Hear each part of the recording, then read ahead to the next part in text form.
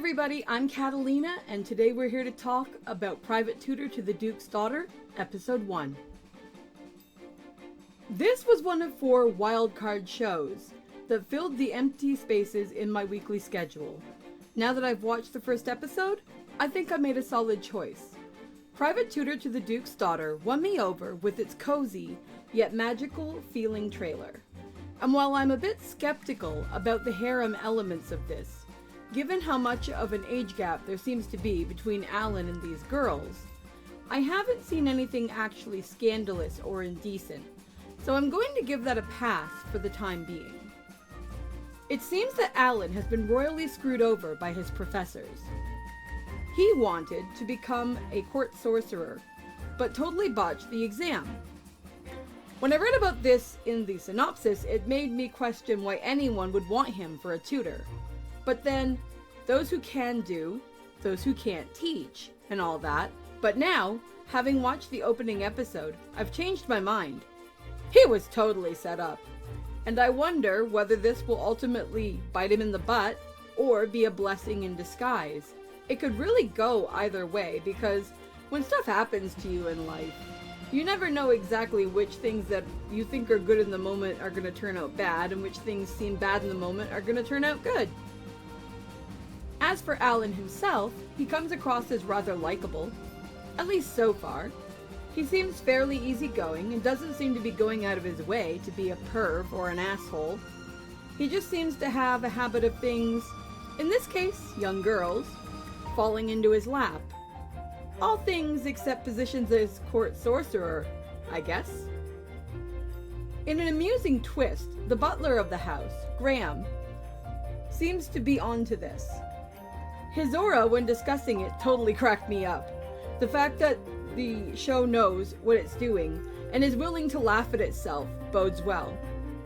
I liked that in Remonster, which was generally a lot more dark and gritty than this, but which also tended to poke fun at its harem in a good-natured way.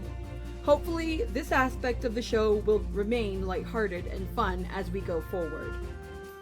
Next in our quickly growing cast, we have Tina, the girl that Alan has been hired to teach, and her maid Ellie, who will also be getting lessons. Something interesting I noticed is that in this particular part of the country, there doesn't seem like there's as much of a separation between nobles and servants as one would expect. I wonder if this is a standard part of the world, or whether it's something more specific to this region. I hope that all the flirty nonsense about Alan doesn't screw up the friendship between these 2 girls, because they seem to have something really nice going on between the pair of them. And while I'm all for a romance, I'm also all for friendships as well. I think those are really important to anyone's life. Tina seems to be struggling with the trauma of continuous failure.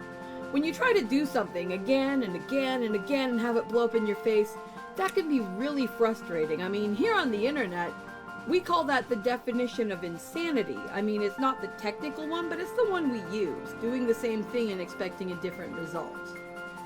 Accepting that you can't do something is hard. And as someone who has various disabilities, that's something I've definitely had to deal with, and as such is something I can really relate to. I wonder if there is a medical or maybe magical issue underlying Tina's problems? The show went out of its way to make it clear that Tina is not lazy and that she is not stupid. So it's not something that is intrinsic in her personality or other normal limitations. But with the way that her dad was talking to Alan, and the fact that Alan checked to make sure the dad wasn't just outright saying no, we now know that there has to be something very specific and personal at play here. As for Ellie, she seems good-natured but a bit hyper. She also seems to have a case of the clumsies. This isn't a trope that bothers me, really, but I'm sure it's something that will either amuse people or piss them off, because it seems to be one of those tropes that you either love or you hate. She seems like an overall nice character so far. If this show decides not to go down the path of nobles versus servants and wants to tackle other things, that's totally fine with me. I think it's actually really interesting and refreshing, because so often we see class issues come up because they're such a prevalent issue in real life, and to have that not be a focus for once is actually really refreshing. The one character we met, outside of the likely scheming professors, who really rubbed me the wrong way, is Alan's friend Lydia. We see her at the end of the episode, reading the letter that he wrote to her, and she swears that he will regret not consulting her before making a decision. Maybe it's just my personal burnout with girl boss type characters right now, but I really didn't like her. Likely, her behavior actually stems from being a character from a fire-based society, and it's likely an artistic symbolism being used to convey that. But she just didn't work for me. It's possible I'll change my mind later, but given that Alan actually referred to her as an albatross around his neck during the episode, it doesn't seem that he likes her all that much, and if that's the case, she really could become a problem. The last thing I want to touch on before I wrap this up is the occasional use of a totally adorable chibi art style. This put me in mind of some of the art from An Archdemon's Dilemma, which some of you know I really loved. Again, the vibe of the show is very different than that show. I'm not talking about like the plot and substance and everything, but just the occasional art use that they have here put me in mind of what they would do in that show, so that was interesting.